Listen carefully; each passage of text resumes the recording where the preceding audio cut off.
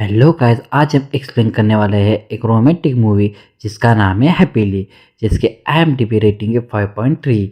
ये movie internet पर available है, जैसे आप इसको कभी भी डाउनलोड करके बड़े आराम से देख सकते हो। एक ऐसा शहर जहाँ पर लोग रिलेशन में हो या शादी के बंधन में, जहाँ पर कोई भी रिश्ता 1-2 साल के ऊपर नहीं चल पाता, लेकिन इन्हीं के बीच में एक ऐसा भी रिश्ता है जो 14 साल से चल रहा है। लेकिन ये रिश्ता बाकी सब लोगों के लिए एक जेलसी का कारण बन गया है। तो मूवी की स्टार्टिंग एक रोमांटिक इंटीमेट सीन से होती है, और ये जो पूरी मूवी है ये इन्हीं दोनों पर आधारित है। ये है टॉम और ये है जेनेट। इन दोनों का रिश्ता 14 साल से चलता आ रहा है। ये दोनों एक दूसरे से 5 सेकंड के लिए भी दूर नहीं रह सकते। जब भी टाइम मिलता और जो भी जगह मिलती, ये दोनों वहीं पर शुरू हो जाते हैं। और इनका प्यार देख के इन दोनों को सारे फ्रेंड इन दोनों से जलते हैं। तो मूवी बहुत ही ज़्यादा रोमांटिक है, तो इस मूवी को आप मिस ना करें। तो मूवी के पहले सीन में दिखाया जाता है कि ये दोनों अपने फ्रेंड के घर में जाते हैं पार्टी के लिए। उसका नाम है वॉल और कैरेन, जिन्होंने ये पार्टी रखी थी। जैसे कि मैंने पहले ही बता दिया था कि ये दोनों बिल्कुल ही अलग नहीं रह सकते एक दूसरे के बिना। यहीं पर भी कुछ ऐसा सीन देखने को मिलता है। ये दोनों अपने फ्रेंड के पार्टी में जाकर कुछ टाइम पार्टी करने के बाद वहीं पर बाथरूम में इंटीमेट होते हैं। तो उस पार्टी में आए हुए एक अतर नाम का एक आदमी को बाथरूम के लिए जाना था, लेकिन उसको इंटीमेट होने की आवाज़ पर समझ जाता है कि बाथरूम में कोई इंटीमेट हो रहा है। तो अतर जाके वॉल और कैरन को सब बातें बता देता है। अतर की बातें सुनकर वॉल और कैरन को पता चलता है कि वो दोनों और कोई नहीं, टॉम और जेनेट है। तो वॉल और कैरन अतर को बता देते हैं कि टॉम और जेनेट 14 सालों से रिलेशन में है। ये बात अतर को थोड़ी मजाक लगती है। तभी टॉम और जेनेट वहां पर आते हैं। तभी टॉम उसको अपने बारे में बता देता है और अपनी शादी को 14 साल पूरे हुए ये भी बात बता देता है। लेकिन आतर को थोड़ा अजीब लगता है कि ये कैसे हो सकता है, क्योंकि इनकी फ्रेंड सर्कल में यही दोनों थे जो हवस से भरे हुए थे। और यह है इस स्टोरी की पहली जोड़ी जो टॉम और जेनेट साथ होने से जलते हैं। अब टॉम और जेनेट बीच में से पार्टी छोड़कर घर आ जाते हैं और घर आकर एक और बार इंटीमेट हो जाते हैं। सुबह होने के बाद जेनेट को कैरन का डिनर के लिए मैसेज आता है। तो उसी टाइम टॉम जेनेट को ऑमलेट बनाने के लिए कह देता है और वहाँ से जेनेट काम पर जाती है। और काम ज़्यादा होने की वजह से उसको टाइम लगता है।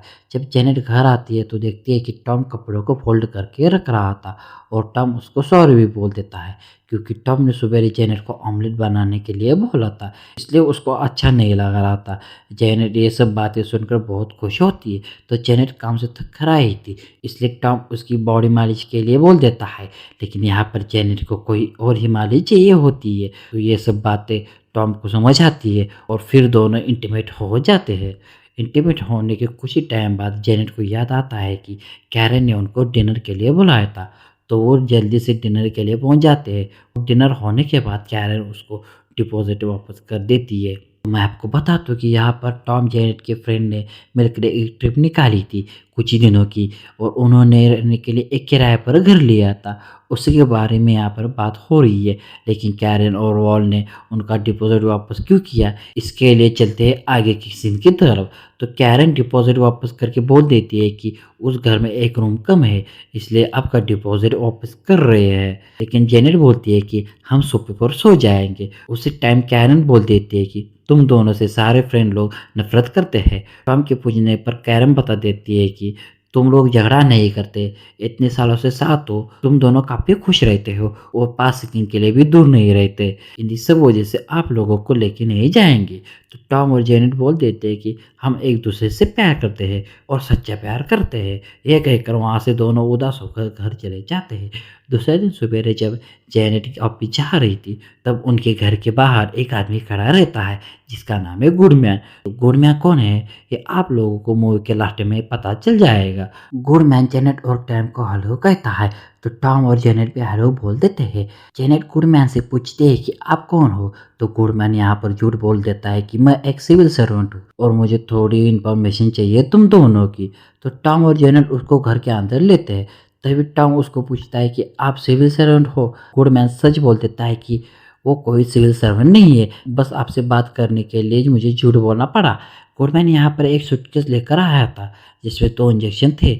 वही 2 इंजेक्शन टॉम और जेनेट को लेने के लिए बोल देता है और साथ ही में इंजेक्शन लेने के बाद गुडमैन उसको एक चेक ऑफर करता है। लेकिन टॉम जेनेट के पूछने पर गुडमैन बोल देता है कि ये इंजेक्शन लेने के बाद तुम दोनों बाकी सबके जैसे नॉर्मल रहोगे, ना ही ज़्यादा सेक्स करोगे, ना ही ज़्यादा प्यार करोगे। ये बातें सुनकर टॉम को गुस्सा आता है तो टॉम जेनेट को पानी पीने के लिए बोलती है।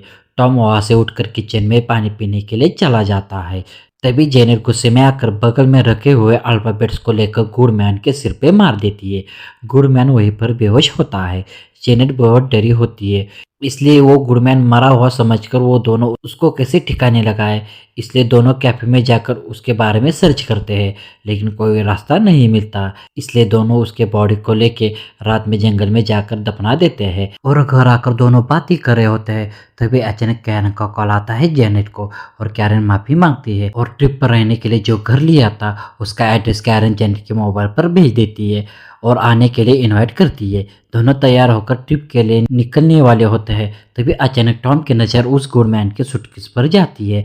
उस गुडमैन का सूटकेस लेकर टॉम और जेनेट उस ट्रिप के लिए निकल जाते हैं। बीच रास्ते में जेनेट टॉम को चरम सुख देने में बिजी होती है। तभी टॉम को पता चलता है कि उन दोनों के ऊपर किसी ने प्रैंक किया है और उस प्रैंक के चक्कर में टॉम जेनेट ने उस गुडमैन को मार डाला था, ऐसा टॉम जेनेट को लगता है। लेकिन टॉम जेनेट को लगता है कि ये प्रैंक उनकी किसी फ्रेंड ने ही किया है, इसलिए उनको अब अपने सारे फ्रेंड पर शक आ जाता है। थोड़ी देर में दिए हुए एड्रेस पर दोनों पहुंच जाते हैं। बाद में कुछ टाइम बाहर गाड़ी में बैठकर दोनों एक दूसरे से बातें करते हैं। फिर वहां से दोनों अंदर चले जाते हैं। तभी उनको एक ब्लू कलर की गाड़ी दिख जाती है। तभी पता चलता है कि घर के अंदर पहले से ही कोई आया हुआ है। उसी टाइम टॉम और जेनेट का एक फ्रेंड बाहर आती है, उसका नाम है पेट्रिसिया। तीनों घर के अंदर आने के बाद पेट्रिसिया टॉम और जेनेट को घर दिखाती है।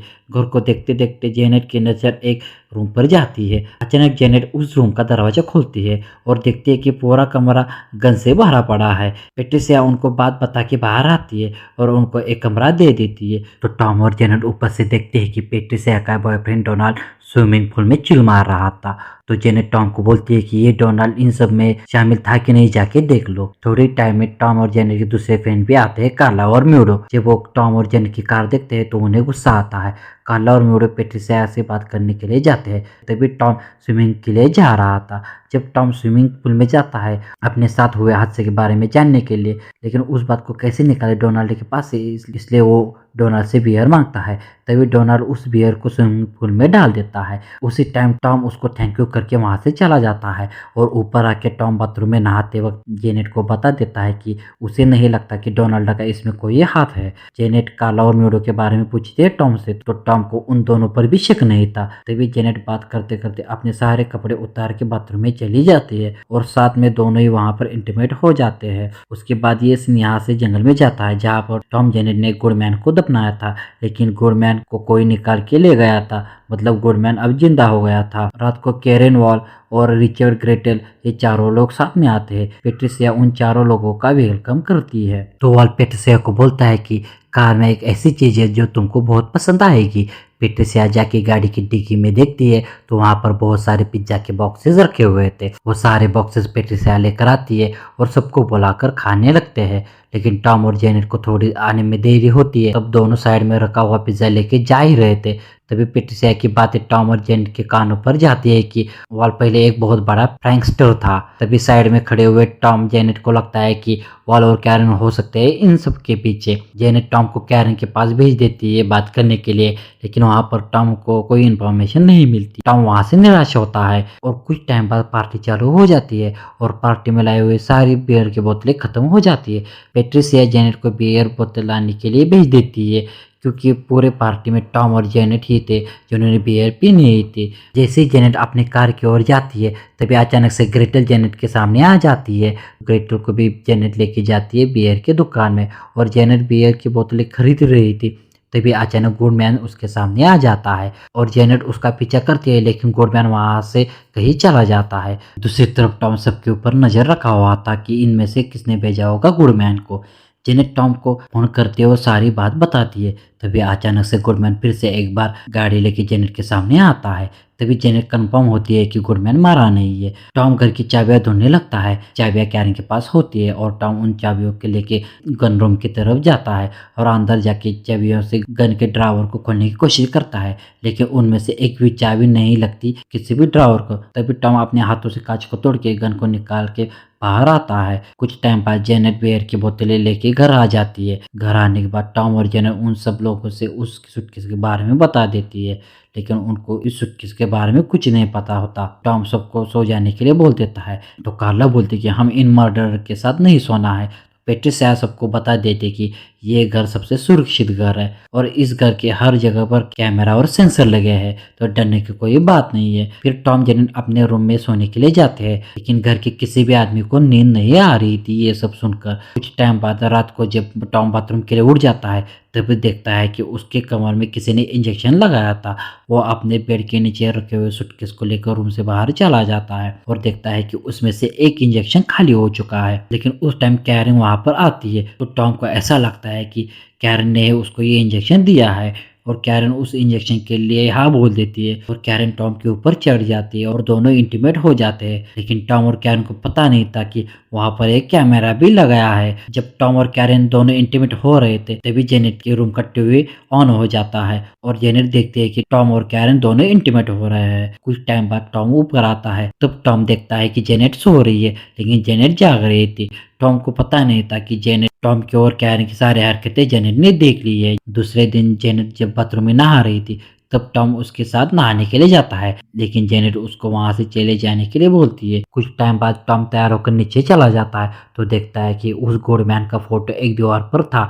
तो टॉम वहां पर उसका फोटो खींच के पेट्रिसिया के पास जाता है और उससे पूछता है कि तुमको ये घर कैसे मिला। तो पेट्रिसिया कहती है कि इंटरनेट से, लेकिन पेट्रिसिया यहाँ पर झूठ बोल देती है। तभी पेट्रिसिया का पति पेट्रिसिया को सच बताने को बोलता है। तब पेट्रिसिया बोलती है कि वो वीकेंड के लिए एक घर ढूंढ रही थी और उसके पति की जॉब भी चली गई है। तभी एक आदमी उसकी सारी बातें सुनता है और उसको रहने के लिए एक घर देता है मुफ्त में, लेकिन पेट्रिसिया उनके सारे पैसे लेके अपने पास रखती है।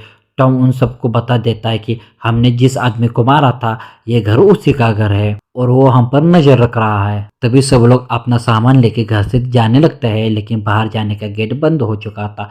पेट्रिसिया का पति उस गेट से बाहर जाने की कोशिश करता है, तभी उसको एक जोर का बिजली का झटका लगता है। अब सब समझ जाते हैं कि हम लोग इस घर में फंसे हुए हैं। तभी सबके फोन पर एक मैसेज आता है और उस मैसेज में लिखा था कि सब लोग अंदर चले जाओ। सब लोग अंदर आते हैं और कुर्सी पर बैठ जाते हैं। तभी एक आवाज़ आती है कि आप लोगों को बस एक दूसरे के बारे में सच बताना है और ये गेम यहीं पर ख़त्म हो जाएगा और आप लोग यहाँ से चले जाओगे। तभी जेनेट बोलती है कि कल रात कैरन उसके पति टॉम के साथ सोई है। टॉम बोलता है कि कैरन ने मुझे इंजेक्शन दिया और कैरन को पूछने लगता है। तभी कैरन बोलती है कि वो अलग गे है। दूसरी तरफ कार्ला बोलती है कि कार्ला और कैरन एक बार इंटीमेट हो गए थे। सब अपना अपना सच बोल के वहां से चले जाते हैं। टॉम और जेनेट गाड़ी में बिल्कुल चुप बैठे थे, लेकिन कुछ दूर जाने के बाद जेनेट टॉम को एक और बार मौका देती है और ये दोनों वहीं पर इंटीमेट हो जाते हैं। इसी के साथ ये मूवी खत्म होती है। तो मूवी आपको कैसी लगी ये आप जरूर बता दीजिएगा। मिलते हैं किसी और एक ऐसी एक न्यू मूवी के साथ, तब तक के लिए बाय।